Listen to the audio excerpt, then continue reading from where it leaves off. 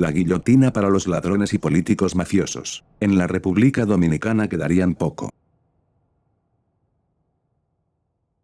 La invención de la guillotina durante la Revolución Francesa. Durante el antiguo régimen, las autoridades trataban de conseguir la obediencia a la ley y al rey absoluto a cualquier precio, y para ello recurrían a una justicia ejemplarizante, pensada para atemorizar y escarmentar en carne ajena a la población. Un elemento fundamental de este sistema era la pena de muerte, que se aplicaba de forma habitual y además iba precedida de horribles suplicios para el río. Con el pretexto de arrancarle una confesión se trataba de un castigo profundamente desigual. Por un lado, los aristócratas estaban exentos de la tortura o el maltrato físico o psíquico, y cuando eran condenados a muerte sufrían decapitación, un método rápido y aparentemente indoloro, si lo realizaba una mano experta. En cambio, los hombres y las mujeres del pueblo eran ejecutados mediante métodos brutales, como la horca, el descuartizamiento o la hoguera. Estas ejecuciones solían ir precedidas por las torturas que el juez estimase necesarias y que se llevaban a cabo en público, desde la flagelación y el tormento de la rueda hasta la ruptura de todos los huesos largos del cuerpo o el atenaceamiento. Arrancar trozos de carne de diversas partes del cuerpo con unas tenazas. Durante el siglo XVIII,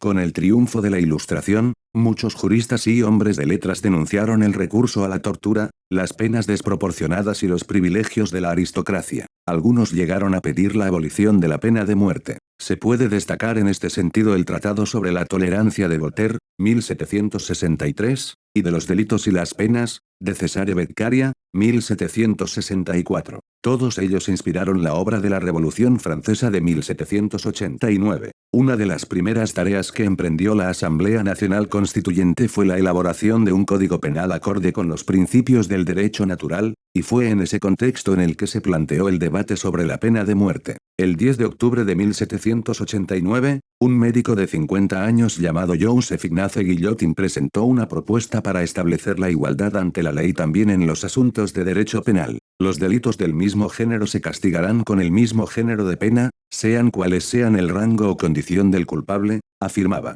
Este principio, que ahora parece natural, era revolucionario en Francia y tardó años en ser aprobado en el resto de países. Guillotin no ponía en cuestión la pena capital. Su propuesta consistía en igualar las penas y a la vez humanizar su aplicación. Para ello, propuso extender el método de la decapitación, hasta entonces privilegio de la aristocracia, a los reos de todas las clases sociales. Al mismo tiempo, a fin de evitar los inconvenientes y errores que a menudo cometían los verdugos en el uso del hacha o de la espada, proponía emplear un aparato cuyo mecanismo cortaría la cabeza en un abrir y cerrar de ojos. La referencia de Guillotin a este mecanismo de decapitación dio enseguida mucho que hablar, pero es errónea la creencia común de que él fue el inventor de lo que conocemos como guillotina. Desde al menos el siglo XVI se utilizaban artilugios parecidos en diversos países de Europa, si bien no parece que fueran muy habituales, y en todo caso estaban reservados a los reos de clase alta. Guillotin pensaba seguramente en la posibilidad de perfeccionar uno de ellos,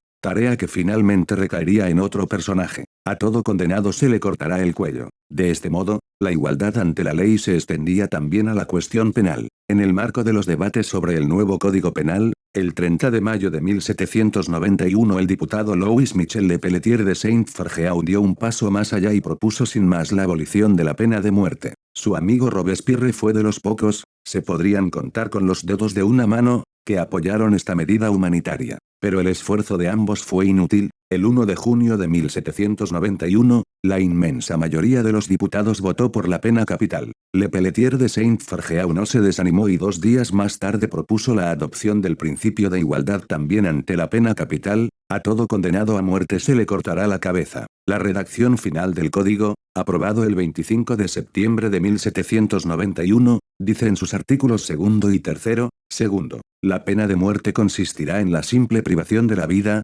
sin que nunca se pueda ejercer ninguna tortura hacia los condenados. Tercero, a todo condenado se le cortará el cuello. De este modo, la igualdad ante la ley se extendía también a la cuestión penal. En marzo de 1792, la Asamblea Legislativa, en cumplimiento del nuevo Código Penal, encargó al médico cirujano Antoine Louis, secretario perpetuo de la Academia de Cirugía, la elaboración definitiva del nuevo aparato para realizar las ejecuciones. Louis y su colaborador Tobias Smith, un fabricante de arpas alemán, crearon un artilugio que se inspiraba en los aparatos similares que habían funcionado en otros países europeos. pero mejorando su diseño y su funcionalidad con el objetivo de aminorar al máximo el dolor. La aportación principal de Louis fue el modelo de hoja con filo oblicuo, para que corte limpiamente y alcance su objetivo, según afirmó él mismo. Sin embargo, tanto Louis como Guillotine terminaron lamentando que su nombre quedara asociado a la nueva invención, que pronto fue conocida como Louison o Louisette. Más comúnmente, guillotina. El prototipo estuvo construido en 2 semanas, y enseguida se probó en cadáveres de animales y de personas.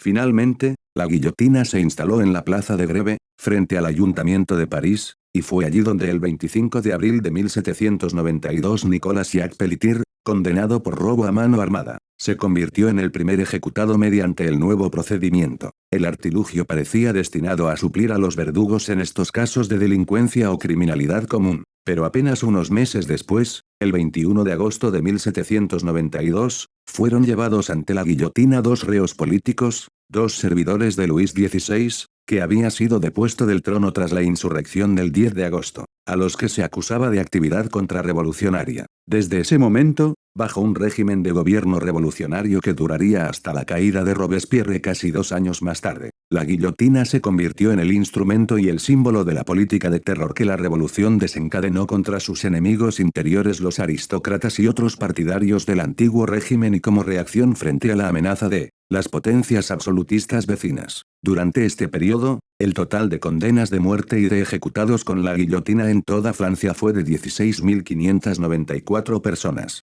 De estas, 2.622 fueron ejecutadas en París, principalmente en la guillotina que se colocó en la actual Plaza de la Concordia. Allí serían ejecutados tanto Luis XVI y María Antonieta como el mismo Robespierre, tras el golpe de Thermidor. Tal fue el balance del llamado terror legal, en el que hay que ver un intento de controlar y centralizar la violencia política más generalizada que también se ejerció en esos años y que se calcula que ascendió a entre 35.000 y 40.000 víctimas, incluyendo las violencias populares, las ejecuciones sumarias o las muertes en las cárceles. Terminado el terror, la guillotina no cayó en desuso. Siguió empleándose bajo el Directorio, Napoleón y todos los regímenes posteriores durante casi 2 siglos. La última ejecución mediante este método se produjo en 1977, antes de la abolición de la pena de muerte 4 años más tarde.